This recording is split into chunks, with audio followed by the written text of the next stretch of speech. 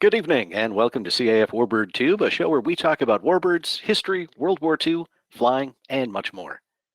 This show is supported by the Commemorative Air Force, the world's largest flying museum.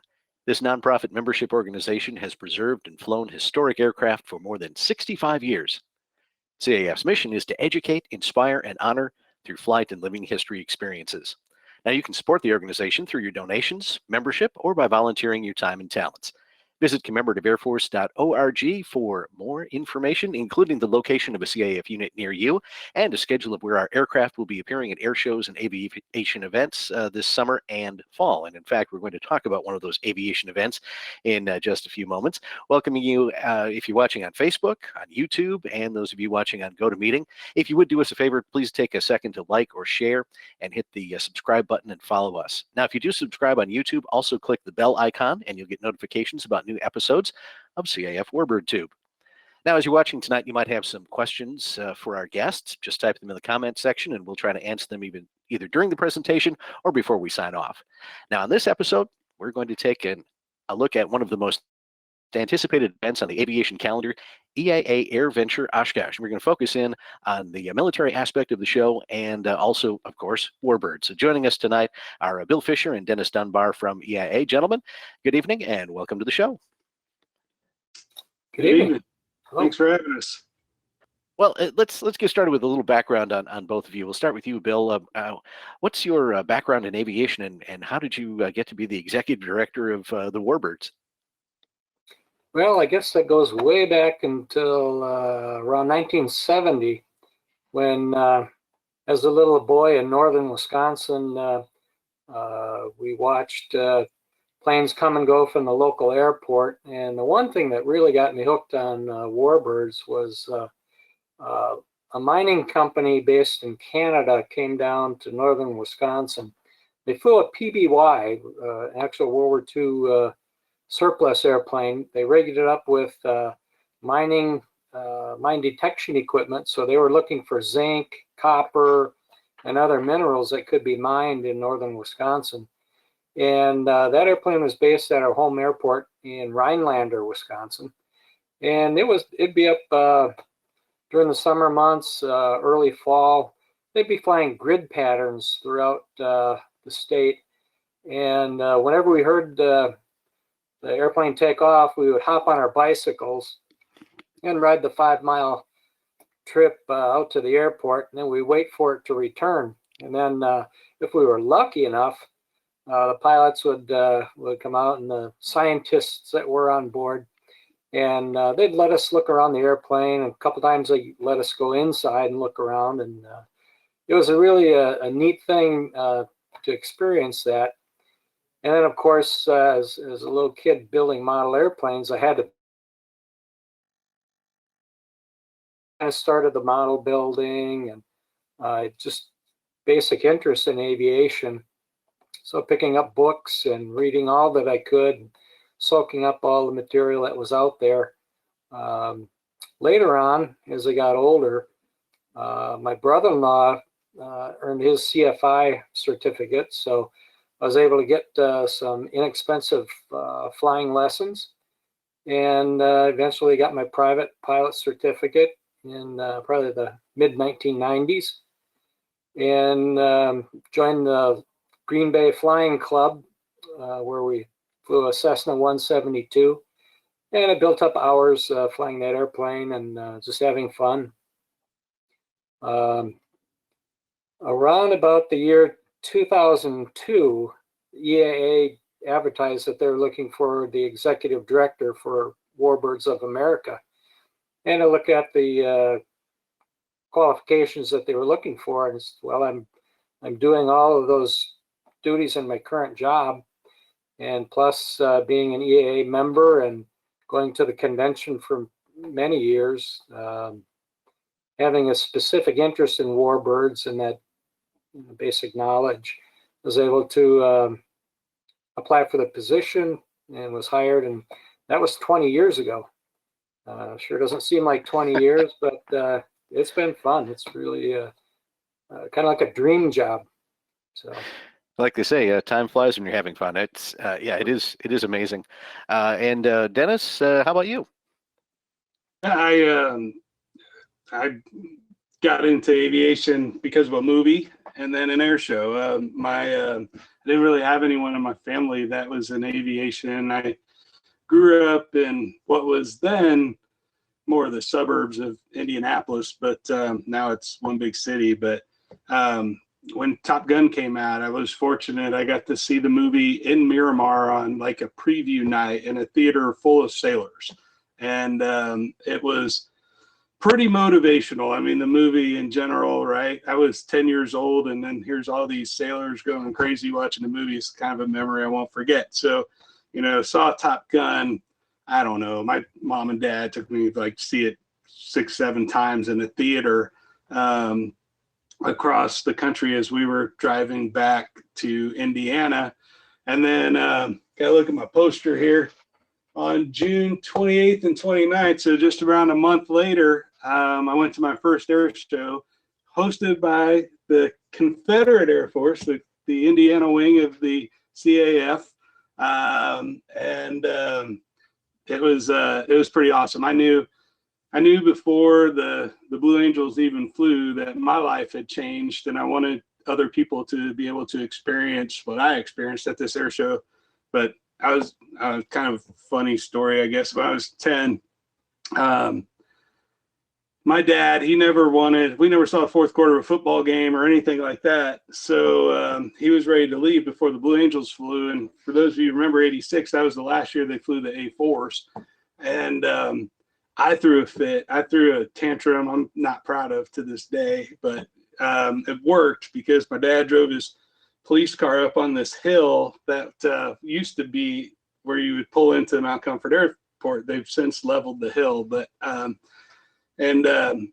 we didn't know this, but we were on the run-in line, and my dad said, "Denny, look," and I turn around, there's Blue Angel 5, and he's like knife edge right there, gold visor. This is 1986, so literally felt like you could touch the airplane, and that was it. I stood there after he went by. I stood there kind of screaming and just freaking out a little bit. And my dad ended up driving me back into the air show. We got, met everybody, did all that stuff. And that was it. I knew I wanted to put on air shows and help people experience that for a living. And yeah, I went on and flew and flown some Warbirds and got my degree from Indiana State flying. But for over 20 years now, I've been putting on air shows. And about 10 years ago, when Joe Schumacher was looking at leaving EAA, retiring, he called me up, and what an honor. My first AirVenture was 1994.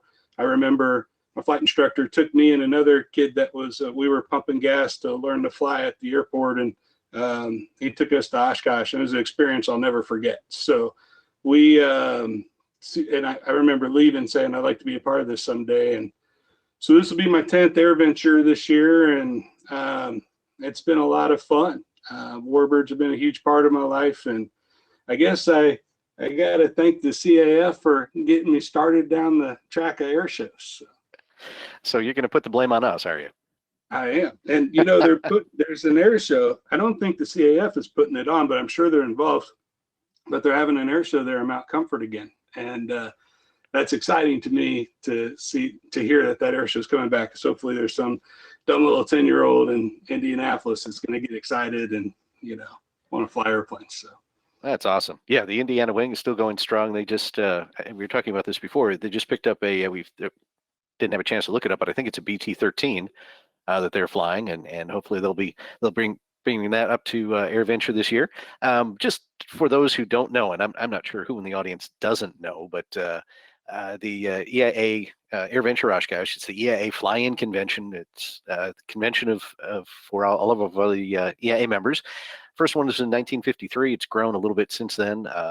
600,000 people from 60 countries, and we're looking forward this year to the folks from our international visitors who haven't been with us for the last couple of years, actually coming back and being a part of it. But yeah, there's campers and the hands-on workshops and forums, all those great things that take place every year. But this year in particular, and Dennis, we're going to start with you because we're going to get into some of the military aircraft, and you're working the phones pretty hard to help bring a lot of the military hardware in for the show and celebrating the 75th anniversary of the Air Force.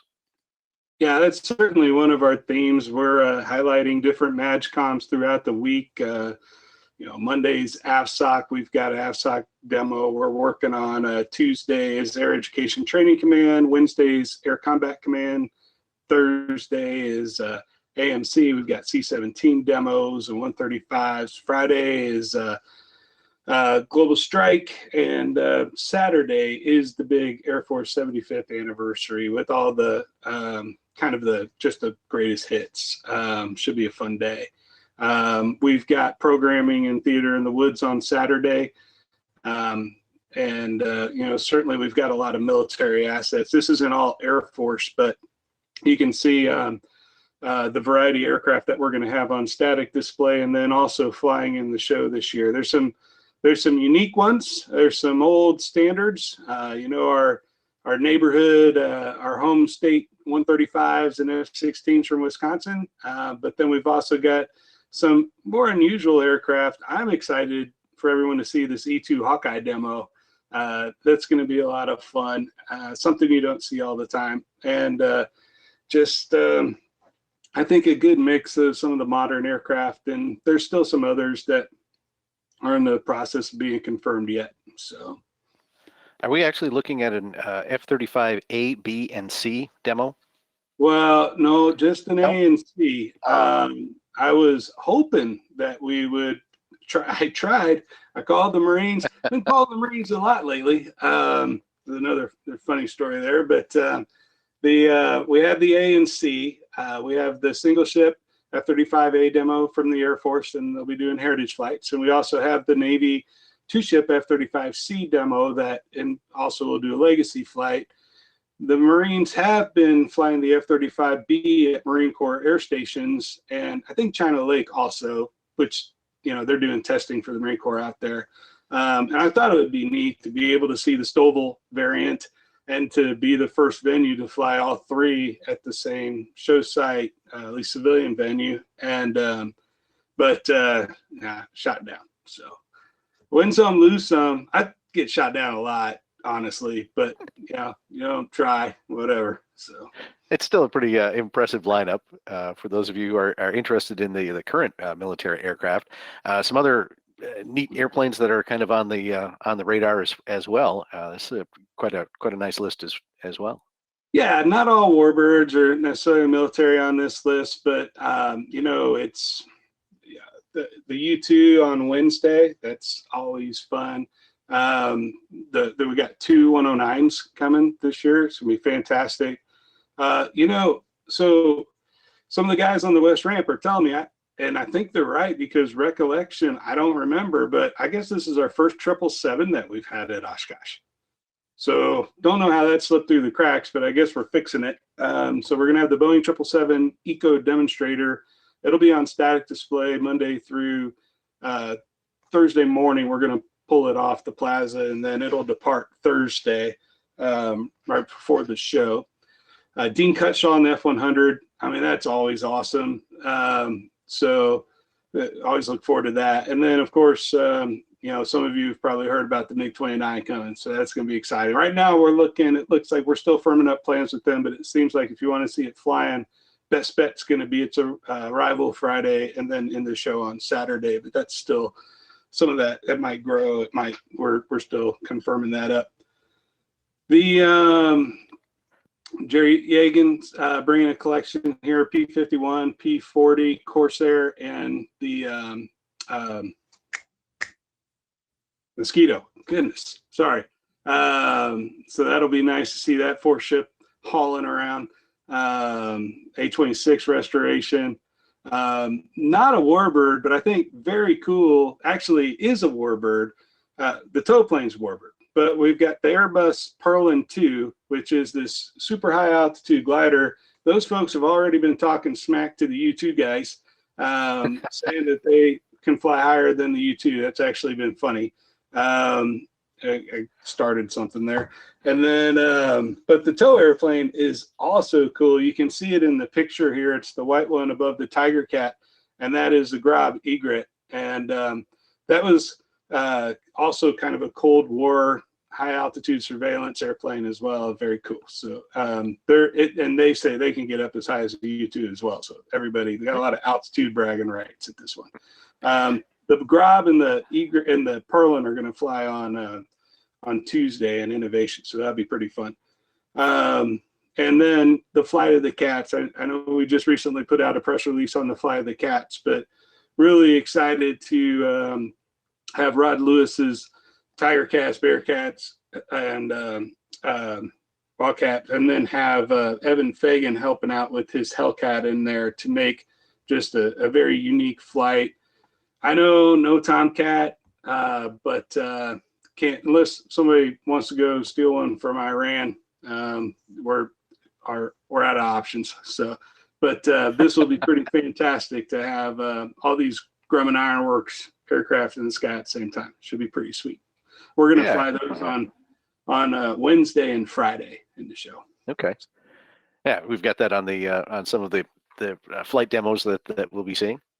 Yeah, and then this slide is really just kind of showing you where some of these demos are spread out throughout the week. It's a pretty good mix.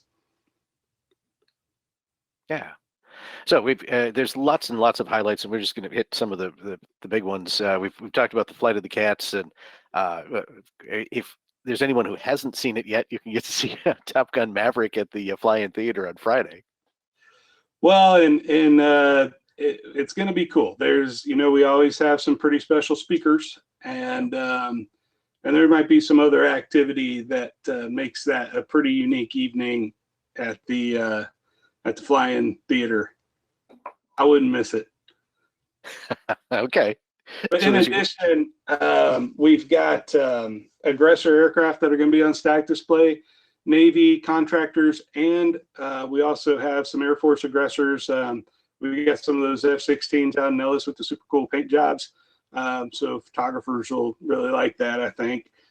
Theater in the Woods, there's programming geared towards more the actual Top Gun. We've got some sort of famous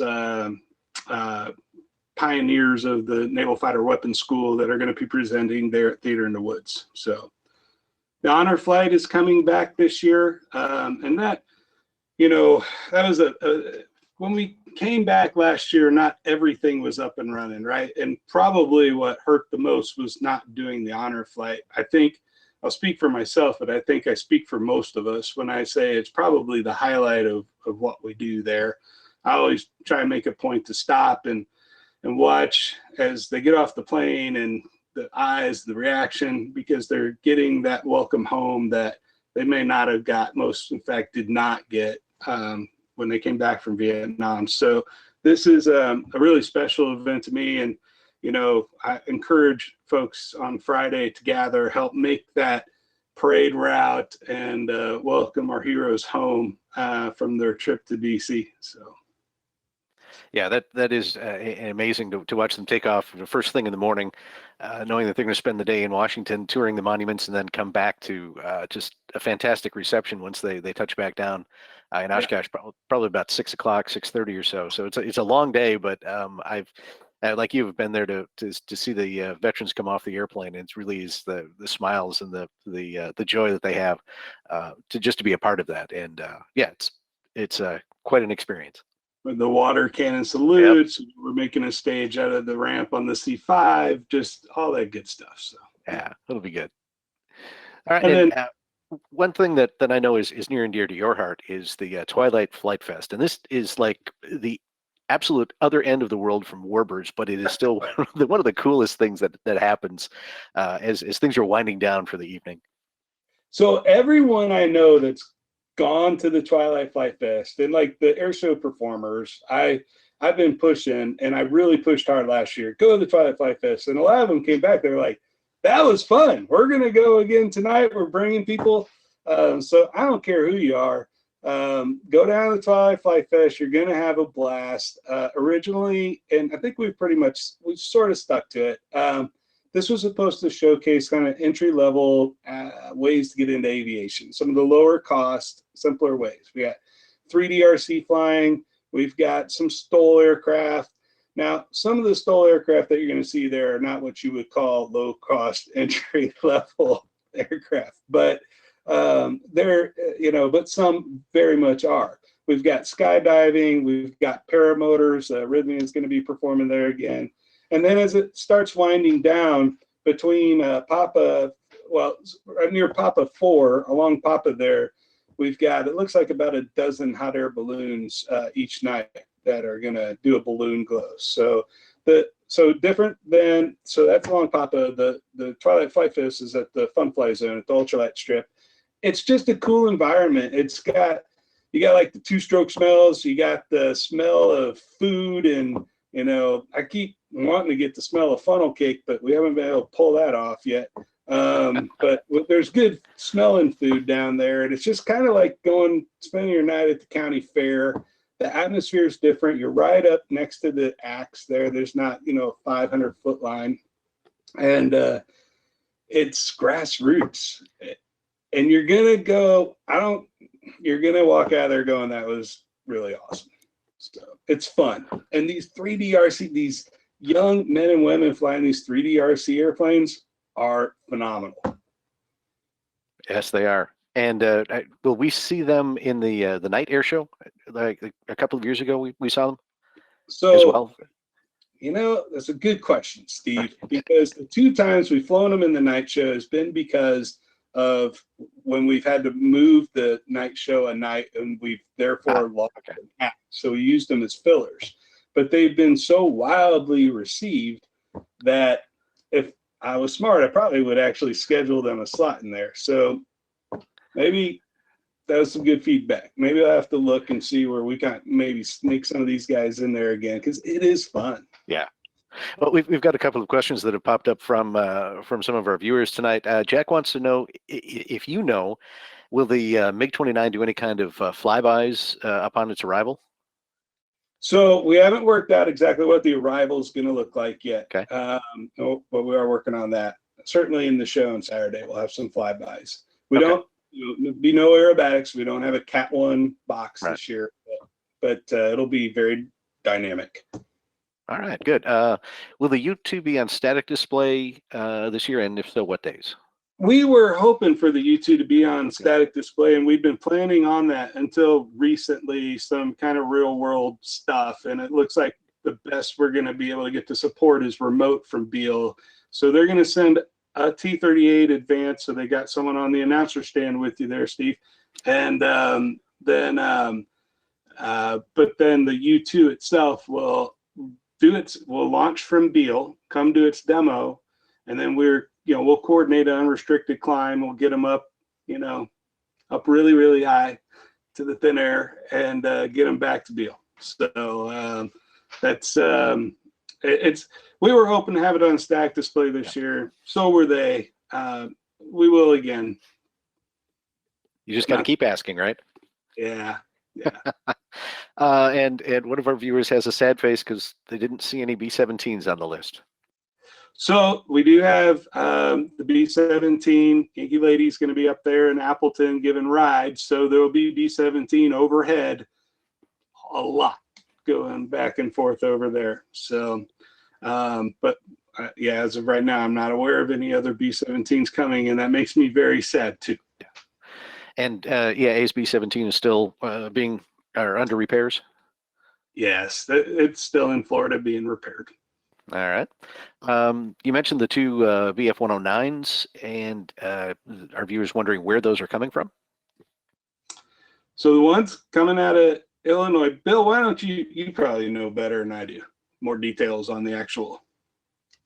Well, one of them I know is coming out of restoration in Danville, Illinois, and it's done test flighting. I think Steve Hinton was the initial test pilot, and we're really excited about it. I can't recall seeing a real German one. I know we've had Hispanos here in the past, but really looking forward to it. And it's always kind of been one of our pipe dreams is to have a Luftwaffe type of static display where we could feature the 109, the FW-190, ME-262, Fiesler Stork, JU-52. All of those might be in the realm of possibility someday, but all the things we have to click just perfectly to make that happen. But you know,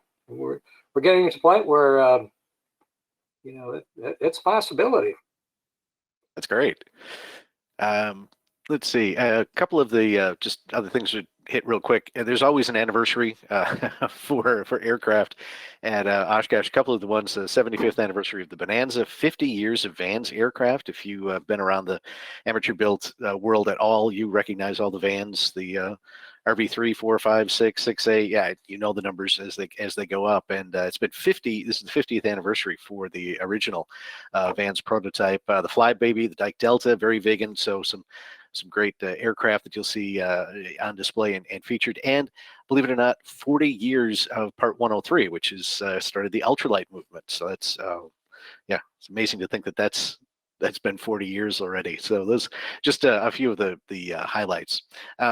If you've not been to the show in a long time, you probably don't recognize any of this. But if you take a look at the Warbird area that we're talking about right up here, and that's where all the Warbird activity takes place, except of course when they're flying. And Bill, we were talking about this earlier today, and you're really kind of landlocked there as far as being able to expand. But we were talking about the development that has happened in that area and the improvements that have taken place over the last 20 plus years. Why don't you walk us through some of the things that have happened and are happening in the Warbird area? Oh, sure. Let's go back 15 years or more. We were developing some long-range plans as Warbirds of America, and what could we contribute to the convention that would kind of up our game a little bit. And at the time, Tom Proberezny said, dream big. And so we went back to the drawing board and came up with a concept where we would have our own display pad. And we started off thinking, well, if we could fit, you know, half a dozen airplanes on it, maybe that's okay. But we came back and said, you know what, let's build a ramp that's making an impression. It's actually about the size of a football field. So we call it Warbird Alley. And that gives folks a destination to come to where on any given day they can see the most unique, the best restored aircraft that's available on site. So we put together a team to come up with a design, and we really give Connie Boland, at the time she was our one of our directors that was working on the Warbirds in Review program. Connie met with some donors and supporters that really jumped on board the project, and we're able to put this ramp together. And at the northern end of the ramp, we have a special display. We call it our Eagle Plaza, and that pays tribute to veterans and also people that have served the organization. So both volunteers and veterans are honored at the Eagle Plaza. People purchase a brick in the name of a loved one or a relative. And it's really become a gathering place for a lot of people. We pay tribute to all branches of service, and of course, again, the volunteers. So that's been a great addition to our area. After that, we put that's on the area right here under the flag there. That's the plaza that you're talking about. Yep. Yep. Right underneath the American flag is the Eagle Monument. Yep. On your picture, if you look to your left, on the left side, you can just see the edge of what we call Warbirds in Review Plaza. As I mentioned, Connie Boland developed that program about 15 years ago, and it was really set up to highlight not only the planes, but the pilots. not only a current day pilot, the guy that restored the airplane, flies the airplane now, but going back and the combat veterans who may have flown those during World War II, Korea, Vietnam, or anything beyond that. So the program itself brings on 1 or 2 aircraft. They have the speakers being the veteran and the current owner, and they both they spend a little time talking about their experiences. And then towards the end of the program, people in the crowd have the opportunity to ask questions, which this part of the program is really special because you never know what the people in the crowd are going to ask. And we've always had great interaction. Our speakers and presenters have always been very gracious in their, sharing of stories and experiences. And it's one of those things where it may be the only opportunity in your lifetime to hear a World War II veteran like Bud Anderson or other veterans, tell their stories firsthand. So we encourage people to go online and check out the schedule. Just a quick look at the Warbirds in Review schedule. We've got British aircraft such as Hawker Hurricane, the Lysander, de Havilland Mosquito. We've got, of course, the big cat review. So we've got the Tiger Cat, Wildcat, Bearcat, and Hellcat. We also have the 2 ME-109s, which will be featured. And from Germany, Kurt Bratz will be joining us via satellite link, and he'll be able to participate on the big Jumbotron, which will be a great experience for all. We've got the F-100, C-47, Bell UH-1 Iroquois, the Sikorsky UH-34D. The Air Force will have a 75th anniversary special on Saturday morning, and then we'll round it out with the Tuskegee Airmen and their presentation. So looking forward to another stellar lineup in Warbirds in Review. And again, the schedule's there on the screen, and make your plans and mark your days and check your calendar to make everything fit. And come on up and join us. Well, I'd like to point out 2 of those that some of our CAF members are going to recognize.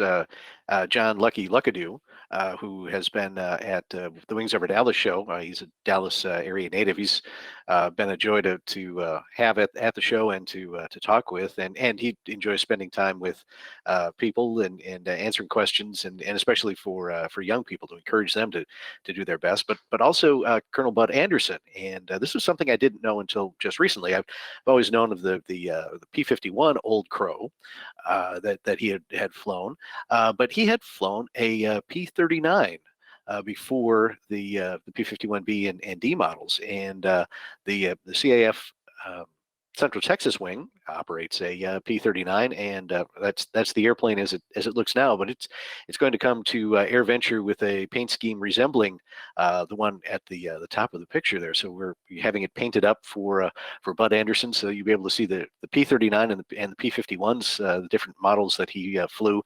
That in itself, and seeing Bud Anderson is worth the price of admission, and then to be able to hear him relate his experiences during the war and even be able to ask some questions. I think that's going to be one of the more fantastic Warbird in Review programs that has been on the schedule for many years.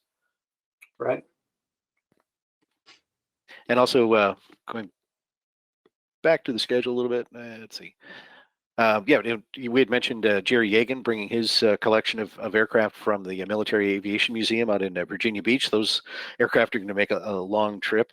I see Dick Rutan is back on the schedule, and Major General Patrick Brady will be there, Vietnam helicopter pilot, flying the Huey. Of course, We Were Soldiers and Young Once was the movie that his character is a part of, Medal of Honor recipient, and always a pleasure to see him back in the lineup at Warbirds in Review.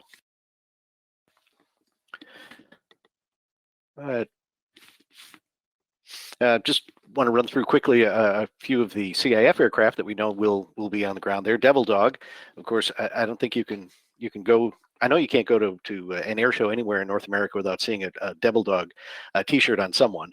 And amazingly, you see them all over the place. We had a rummage sale at our house a couple of years ago, and a family came up, and there was a young lady there, probably 12, 13 years old. She had on the red Devil Dog shirt, and I thought, boy, Beth Jenkins and her crew really do a bang up job in making sure that anybody who wants one can get a Devil Dog T-shirt. You'll like this. When we lived in Florida, we'd go to Disney all the time. We had the annual passes, right? And my kids thought Devil Dog was a Disney character based on all the times they've seen the Devil Dog shirts at Disney. It's amazing. Some of the other CAF aircraft that'll be there. This is the PT from the Wisconsin wing, along with the P-39. We're also bringing the P-63, so that'll be a nice addition to have the Bell aircraft there as well. Wisconsin wing is bringing their T-6. Oh, there's totally out of sequence here. Sorry about that. That's Old Crow in the World War II paint scheme. And the T-34 from Wisconsin wing. Gunfighter will be there as well. And I think we've mentioned it. If not, Fifi and Diamond Lil will be in Appleton. They'll be doing ride flights from there, but they will, like Yankee Lady, will be flying over top of the show throughout the week. Do we know, Dennis, if Fifi and Doc will fly together, or will Yankee Lady be part of the air show as well? Well, so we don't have plans to have Yankee Lady in the air show at the moment. Doc will be in the air show on Tuesday when it departs to go up and do rides, and then on Friday when it comes back. We're hoping to get Fifi and Diamond Lil in there. And then we've got, I think the only, and maybe you're holding back on this one, is Miss Mitchell. So we're looking forward to having Miss Mitchell in the show. Yes, my understanding is Miss Mitchell's going to fly in the show. And sure enough, you were holding back, so I should just be quiet. It was just one more click of the mouse. So let's talk a little bit about how the show itself, Warbird participation, especially has changed through the years. What kind of differences have we seen in the last 2 decades? I think he's asking you, Bill, because I've only been here 1 decade. Okay. You go first. I think the biggest thing is the authenticity and quality of the work that's been going on. Since the 20 years I've been here, I've noticed a big uptick in the quality of workmanship and the level of detail that the people are going through now to restore the aircraft. I mean, they look just like they came off the factory line in 1944, 1945. They put a painstaking amount of research into it so that you get down to using the correct rivets, the correct colors on everything, adding little details. If you open up the machine gun bay on a P-51, those items are restored meticulously, and the people that come through and look at these aircraft just are truly amazed at what goes on. We were talking earlier today about how many Warbirds actually show up. I think our biggest count was about 500 in 1995, which was the 50th anniversary of the end of World War II. Now we don't see those numbers. Last year we had about 400. But again, as I said to Steve and Dennis, it may not be so much about the quantity anymore, but it's all about the quality and the variety. You can see aircraft from a simple liaison aircraft all the way through, like this year, we'll see a MiG-29. And when you couple that with all the active duty military aircraft, boy, it's something that you can only experience here in Oshkosh. So it's a real treat, and hats off to all the restorers and the mechanics out there. It's their blood, sweat, tears, and money that go ahead and make these displays possible, these static display aircraft, or if they're flying in the show, coordinating all of those things, and not only the restoration, but the flight training that goes along with that. If they're flying in formation, all the work that goes into formation flying. And so it's just all of those things have really stepped up their game in the last 20 years. Well, and something else that has increased in presence is the reenactors. The reenactment camp has really developed during your tenure with Warbirds. Yeah, I think the reenactors, or the living history group, as we call them, they kind of bridge the gap between man and machine. They actually set up an encampment that looks like it may have been in Italy, 1944. The 12th Air Force is kind of replicated. And these folks, numbering from 60 to 80 people, men, women, they put up period correct tentage. They live in that 24/7 during the week of AirVenture, and put on displays on what it might have been like living on a forward airbase.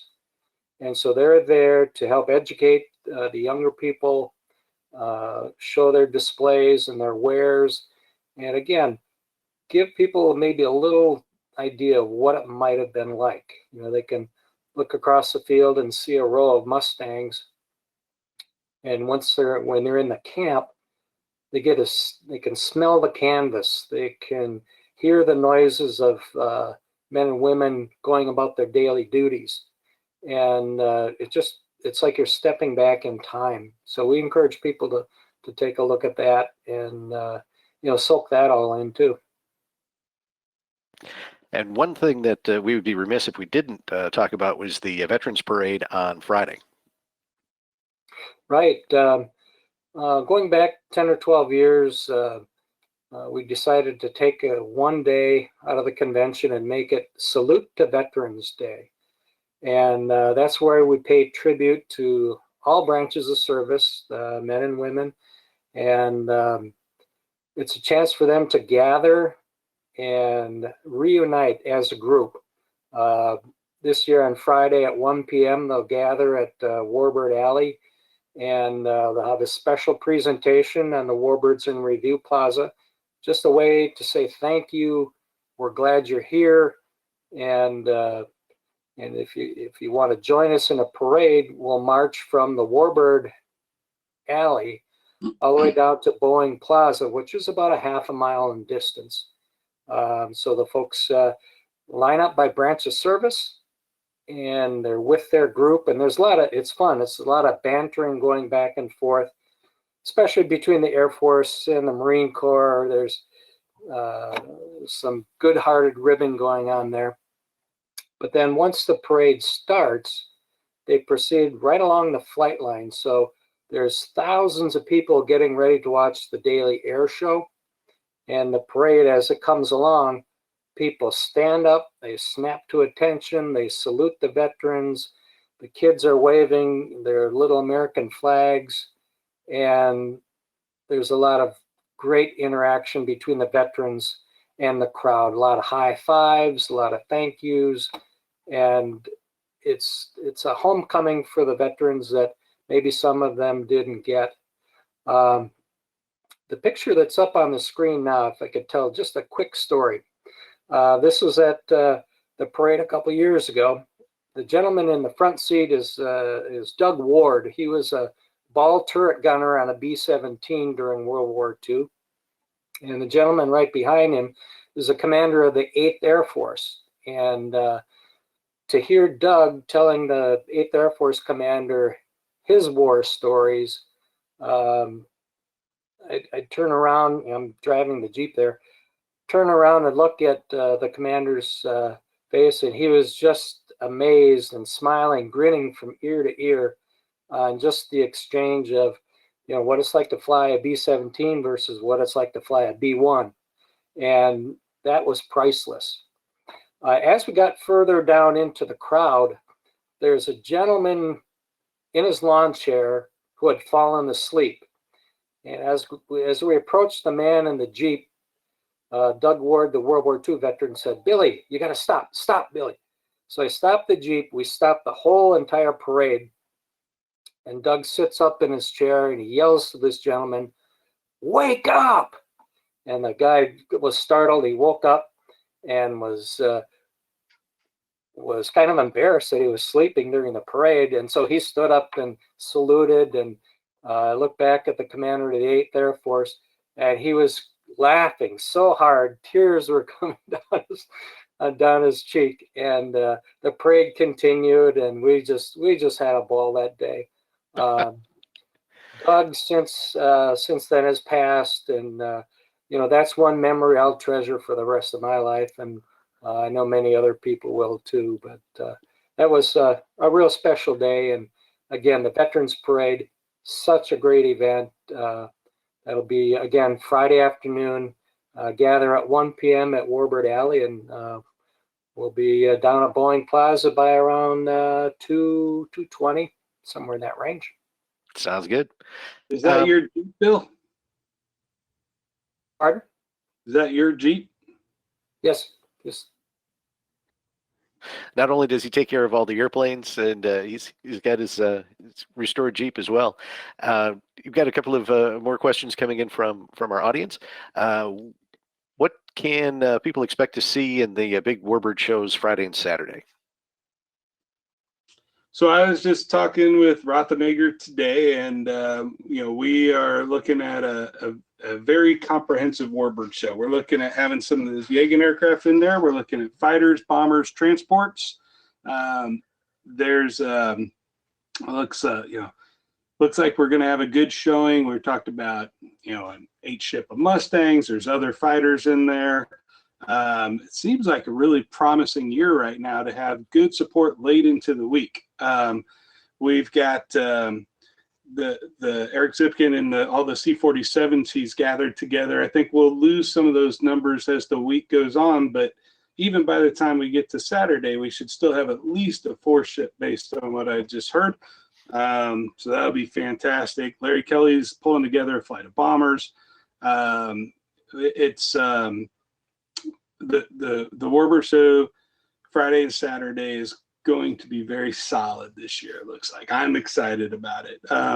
They've done some really nice things with the orbits and the patterns. I think there's always going to be something in front of the crowd in a safe and deconflicted way, and that's the most important thing. So there we go. I noticed that Nick and Trevor from CAF Minnesota wing are joining us as panelists. I don't know if they have cameras or if they can just unmute, but I just wanted them to jump in here quick because they both flown the B-25 Miss Mitchell into AirVenture, and I was just going to get their perspective on what it's like to arrive at Oshkosh in a B-25. Good evening, welcome. How we doing? Good. So tell us a little bit about bringing Miss Mitchell to Oshkosh. Yeah, so last year was my first year bringing Miss Mitchell in. It had been previously, obviously, but it had been a couple years, and several of us got together and kind of like, the airplane needs to go back, so let's just put together some folks and bring the airplane back. So, I've been flying in Oshkosh, I think, since I've been about 13 years old. So it wasn't my first year flying in, but my first year flying in a Warbird. And first year actually flying in the show as well, so that was pretty cool. Yeah, we had a good welcoming at Oshkosh, and glad to have it back, and we'll be bringing it back this year as well. So it contrasts the difference between flying in general aviation aircraft and flying in a Warbird. The Warbird arrival is kind of the VIP arrival. I've done the Rip and Fisk arrival for years, and it's kind of organized chaos, and it seems like the last couple of years have gotten even worse. But the Warbird stuff is easy. Call up over Fond du Lac, call up over Warbird Island, and Silver B-25 or Warbird Island. All right, enter right base 36 left, clear to land. And so it's much more simplified than the other arrival, and generally less congested. So. And of course, we'd be remiss without recognizing all the volunteers, not only just in the Warbird area, but throughout the convention. 5,000 plus volunteers who make the event happen. But there's also some folks who are very good at marshaling aircraft who take care of a wide variety of Warbirds, everything from a B-29 down to little liaison aircraft. And just want to give a shout out to the marshaling crew that takes care of all the aircraft that move in and out. It's a complicated dance. Absolutely. Hey, Steve, it's Nick Kanakis here. Oh. Hey, Nick. Sorry, I for some reason I can't get my camera to turn on. I'm not quite sure why, but I wanted to echo what Trevor said. So this past year, bringing Miss Mitchell in was actually my first time into Oshkosh flying in. I'd been before a couple of times. My day job, I'm a tanker pilot with the Air Force, so I'm kind of used to having escorts on the wing. And it was pretty cool because we had the privilege of having a Mustang fly in with us as a two-ship. So I'm used to seeing a long wing with, big turbofan engines off the side and then an F-35 off the shoulder. And it was very cool to look and just see that big radial spinning and see the prop going and look out and see a Mustang off to the side. So it was a very neat, very cool opportunity. And it was a great experience. The Minneapolis team and everybody with Miss Mitchell is just such a phenomenal organization. And it takes a huge effort to keep something like that going and to make an appearance at Oshkosh. So it really was a privilege to be a part of that. And this year it's a little more challenging because you ended up swapping out an engine not too long ago. Yeah. Last year we had an engine that we were doing a routine oil change before an air show, and we had a couple CF one B-25 and one Avenger that had basically a spacer come apart, and so not anything crazy of a failure, but ended up finding some metal pieces in the screen. And we've got a spectacular maintenance team in Minneapolis, and those guys did an engine swap in 3 days. And we made our air show last year. I want to say it was before Fargo, but anyway, so did that and put about 50 hours on it. We had a spare engine in the back of the hangar that, we had pickled for about 5 years. And, this year I was given some training to a new co-pilot checkout and headed back home. And that spare engine we had hung last year started giving us some trouble and ended up shutting it down and bringing it back home. And so we've had a little bit of bad luck with our right engine the last year. And, luckily our spare got sent out last year and it was about finished. So our guys did an engine swap again, and it's been running nice and healthy the past couple months. So she should be good to go for Oshkosh. But Wonderful. And just if someone would like to donate to help offset some of those costs, how can they do that to support Miss Mitchell? Yeah, absolutely. CFMN.org should have a donation link on there, and anything helps. So we had canceled a couple of big shows because of that, unfortunately, and that's the bulk majority of how we keep the airplane flying. So always appreciate any donations. Great. Well, Nick and Trevor, thanks for dropping in on the webinar for us and sharing some of your insights. And we'll look forward to seeing you on the flight line with Miss Mitchell in just a couple of weeks. Absolutely. We'll see you there. All right. A couple more questions have come in. Will the Mosquito be flying in the air shows? If so, when? Thursday is planned, correct, Dennis, with the Yagan flight? Well, Thursday was planned. Okay. I think now we're looking more at maybe a Tuesday, Friday, Tuesday, Saturday kind of thing. We're working through those details right now. So there is a chance we'll see it more than just one day? Yes. Yeah. We want to schedule multiple. Good. The 109s, the BF 109s that are there, will they be flying? So I'm actually still working on trying to get some intel on that one and see what we're up to there. That one's still hanging out there. We certainly want to fly those airplanes. Okay. Well, it's our audience is asking. They're in the know. They are in the know. It's always a pleasure to come on here because there's no sunshine on this one. It's straight up, and that's good because it shows how educated your CAF members are, right? So Yeah. we want to fly them. Stay tuned. Okay. The F5s that are coming in, will they be military or civilian owners? So we one would be military. One is contract enemy air. Okay. And do you know when they're scheduled to fly? They're not scheduled to fly in the show, just to arrive for, we always try and work the arrivals and departure. Maybe one thing just talk about a little bit, a lot of times you see on the list is just some of the aircraft that are doing actual demonstrations, but we have F-15s from the New Orleans National Guard that are going to be coming and going throughout the week, and they usually beat it up pretty good when they're here. We've got a few, we try to encourage some of these aircraft to arrive during the show so you can still see them. And, hopefully that's one of the cases with the F5. So. Let's see. Bill wants to know, is there anything coming from Chuck Wall's Vultures Row?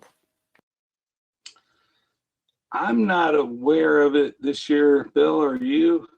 I haven't seen anything on the pre-registrations. He's got some beautiful projects underway right now, though. And Bill, what are you planning to put in Fightertown this year? Oh boy, that's one of the areas that it's a crowd favorite. On a typical year, we'll have around 20 P-51 Mustangs. We look at Jerry Yegan's group of aircraft. He'll be at the eastern side of Fightertown. We can look for, of course, the Hellcat, Tiger Cat, Wildcat, the 109s. Typically, we see some foreign aircraft like we've had Spitfires, Hurricanes, the Mosquito, obviously. P-38s, P-39, P-63.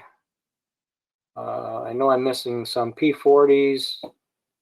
Boy, the list goes on and on. But on a typical year, that Fightertown will fill up usually on Tuesday during the week. That's when it's the most populated. Tuesday, Wednesday, and then by about Thursday, there's some movement. They go to other locations, but early in the week on that Tuesday, Wednesday time frame, that's usually the most populated. Back to Dennis. Will there be any foreign modern military aircraft at the show this year? I mean, aside from the MiG-29. Yeah, I guess the MiG-29 would be the most modern that we could talk about. Unfortunately, we're not. Nope. Okay. Where's that Jack Dennis in that spreadsheet when you need him again, right? Just had to go mentally. You just watched me think. The CF-18 canceled. Okay. One thing we haven't talked about is Bernie flying that Sea Fury. I'm really looking forward to that. That's going to be a pretty cool demo. So, okay. Bruce is wondering, and maybe this is for you, Bill, is the increased authenticity in restorations a product of more younger people getting into the restoration area, or more older restorers who have more time on their hands? I would say that's a combination of both. There's younger people coming into the profession, as mechanics and sheet metal workers, engine guys. There's also the owners that have maybe progressed. Maybe they started with a liaison aircraft and then a T6, and now they're up into a high performance fighter. So they've kind of worked their way up in progression, much like they did during World War II in training. And they've got the resources and the time to put into it, and a combination of that and new technology as well, all coming together to help support the restoration project. Things like computer-aided design, prefabricating parts using digital printers, and then from that little plastic prototype part, they can do pre-fitting and carry all that data over into a CNC machine, mill the part or machine the part to exact standards, and then it goes on the airplane and fits perfectly. So there's a lot of things, not only new people getting into it, older people with the resources and technology combining to help all of those things. So it's an exciting time. Yeah. It really is. Yes, it is. Which P-38s will be at the show, or you're expecting? Well, they haven't pre-registered yet, but I know the Fagan Museum in Minnesota has one. That's been a regular attendee at AirVenture. Glacier Girl has been here in the past. It's doubtful that they'll be here.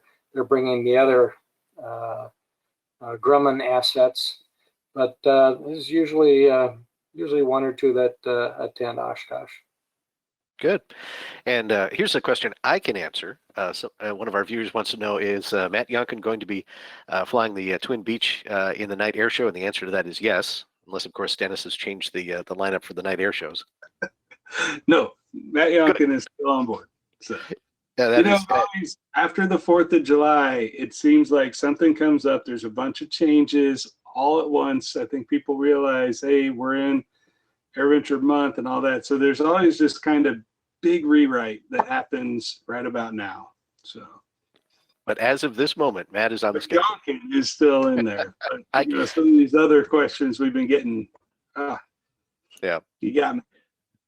Like I've always said, it's the key to Oshkosh is not only to be flexible, to be fluid, because flexibility sometimes isn't enough.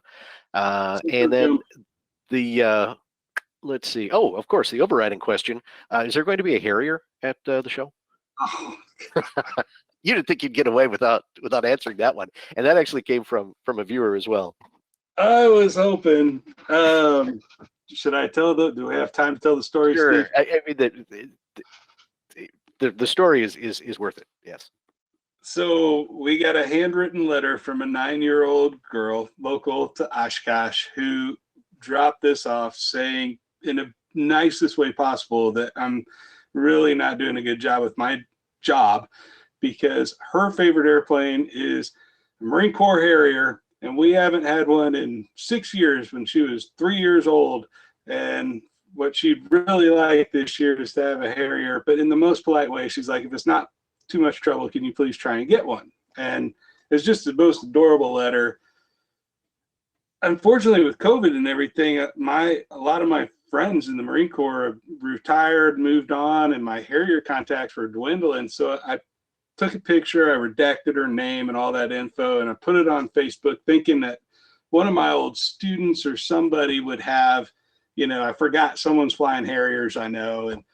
And well, it spread like wildfire. My wife says it's on like every women in aviation page, and it's everywhere. This was on Friday, like around quitting time. And by Sunday evening, I had 16, 17 Harrier pilots reach out saying, we want to bring Harriers to Oshkosh. So I'm thinking, oh, this is fantastic. Monday morning, I'm going to have my pick of Harriers. This girl is going to be totally set. Unfortunately, really respectful, very polite email and phone call from the XO of the 2nd MAW saying that, this squadron's going on the boat, this squadron's on deck, no Harriers. So I left the West Coast, and I'm striking out on the West Coast also. It doesn't look like she's going to get a Harrier, which is devastating. But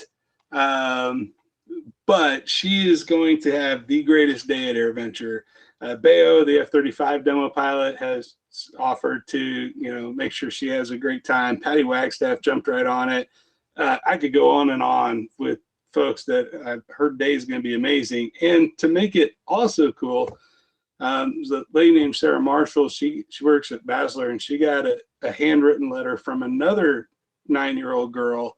We thought it had to be the same one, because how many 9-year-old girls are dropping handwritten letters? But it absolutely is not the same one. So this girl dropped the letter off with her wanting to take a tour of the C-47s at Basler. So we're hooking these two girls up.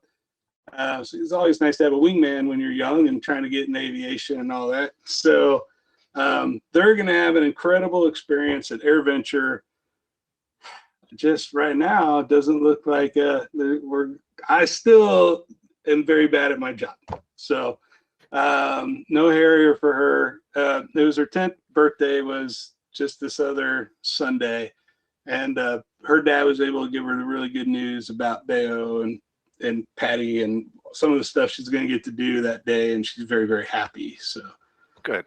Well, anyway, power of social media, I wasn't expecting that. Well, and this kind of brings this full circle, because both you and Bill talked about being inspired in your younger years to get into aviation, and to through all the twists and turns of fate end up to where you are now. And this is really the cool thing about aviation, is now we've got a couple of young people, and there's others out there who stepped up, raised their hand, and said, I'm kind of interested in this, and who knows? They may be the next executive director of the Warbirds and the next air show producer that comes out. So who knows? Well, there's where is Jack Dennis, right? Like when I couldn't remember, some of you probably have seen these spreadsheets. They are more accurate and all encompassing than mine, and Bill's probably got great spreadsheets. But so Jack Pelton and I get an email from we don't know who, someone named Jack Dennis. We think we're being pranked because he's Jack, I'm Dennis. And it's this spreadsheet that has information about aircraft that we haven't released yet or talked about. Here it is. Nice job, Steve. Steve's got it pulled up like that. And some of the airplanes, particularly at the time, we hadn't talked about. I thought my office was bugged. We think we're being pranked. Do we have a leak on some of this stuff? What is going on? How is this happening? Well, I was on a webinar last week, and I got asked about the different jets that would fly in the Warbird jet show, on Jet Day in the Warbird show, and I got like 2 or 3 types out, and then I got stumped, and I was like, so where is this Jack Dennis?